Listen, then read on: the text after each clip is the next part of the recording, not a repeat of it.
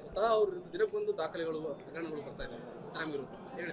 ನೋಡಿ, ಅಹಿಂದವನ್ನು ಮುಖವಾಡ ಹಾಕ್ಕೊಂಡ್ಬಿಟ್ಟು ಜನರನ್ನ ಇಷ್ಟು ವರ್ಷಗಳು ಅವರು ಮೋಸ ಮಾಡ್ತಾ ಬಂದಿದ್ದಾರೆ.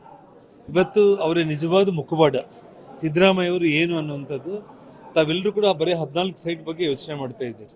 14 ಸೈಟ್ ಅಲ್ಲ, ಅವರ ಬಂಧು ಬಳಗ, ಅವ್ರ ಸ್ನೇಹಿತರು, ಅವರ ಗ್ರಾಮಸ್ಥರು ಎಲ್ಲರೂ ಸೇರಿಬಿಟ್ಟು ಶಕ್ತಿ ಇಲ್ಲದೇ ಇರುವಂಥವ್ರ ಹೆಸರು ಮೇಲೆ ಕೂಡ, ಅನಾಮಧೇಯರ ಹೆಸರು ಮೇಲೆ ಕೂಡ ನೂರಾರು ಸೈಟ್ಗಳನ್ನ ಇವತ್ತೇನು ತಗೊಂಡಿದ್ದಾರೆ.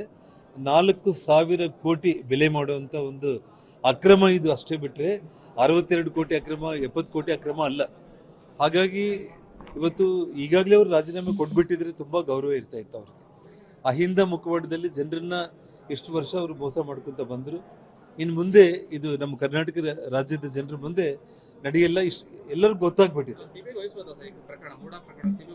ನೋಡಿ, ಅವರೇ ಬಯಸಬೇಕಾಗಿತ್ತು. ಜನಾರ್ದನ್ ರೆಡ್ಡಿ ಮೇಲೆ ಬಳ್ಳಾರಿಗೆ ಪಾದಯಾತ್ರೆಗೆ ಬರುವಂಥ ಸಂದರ್ಭದಲ್ಲಿ ಅವರು ಡ್ಯಾನ್ಸ್ ಮಾಡ್ಕೊಂತ ಕುಣಿತ ಬಂದು ದೊಡ್ಡ ದೊಡ್ಡ ಭಾಷಣಗಳನ್ನು ಕೊಟ್ಟು 1,00,000 ಕೋಟಿ ಲೂಟಿ ಮಾಡಿದ್ದಾರೆ ಅಂತೇಳಿ, ಆ 1,00,000 ಕೋಟಿ ಹಣ ನಾನು ರಿಕವರಿ ಮಾಡಿ ಬಡವರಿಗೆ ಮನೆಗಳು ಕಟ್ಕೊಡ್ತೀನಿ ಅಂತೇಳಿ ಹೇಳಿದ್ದಂಥ ದೊಡ್ಡ ಮನುಷ್ಯ ಸಿದ್ದರಾಮಯ್ಯನವರು.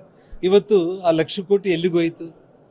2 ಬಾರಿ ಮುಖ್ಯಮಂತ್ರಿ ಆದ್ರಲ್ಲ, 1,00,000 ಕೋಟಿ ಎಲ್ಲೋಗಿದೆ ಅವ್ರದ್ದು? ಹಾಗಾಗಿ ನೋಡ್ರಿ, ಬರೀ ಸುಳ್ಳು ಹೇಳುವಂಥದ್ದು, ಆ ಮುಖ್ಯಮಂತ್ರಿ ಪದವಿಗೆ ಆಸೆ ಬಿದ್ದು ನಮ್ಮ ಮೇಲೆ ಇಲ್ಲ ಸಲ್ಲದ ಆರೋಪಗಳನ್ನು ಮಾಡಿ ಅವರೇನೊಂದು ಕೆಟ್ಟ ಹಣೆ ಬರಹವನ್ನು ಅವರೇ ಬರ್ಕೊಂಡಿದ್ದಾರೆ. ಆ ಕೆಟ್ಟ ಕರ್ಮ ಅನ್ವಿಸುವಂಥ ಒಂದು ಕ್ಷಣ ಹತ್ತಿರಕ್ಕೆ ಬಂದಿದೆ. ಆ ಕೆಟ್ಟ ಕರ್ಮದಿಂದ ಅವರು ತಪ್ಪಿಸಿಕೊಳ್ಳೋ ಪ್ರಶ್ನೆ ಇಲ್ಲ ಅಂತೇಳಿ ನಾನು ಹೇಳ್ತೇನೆ.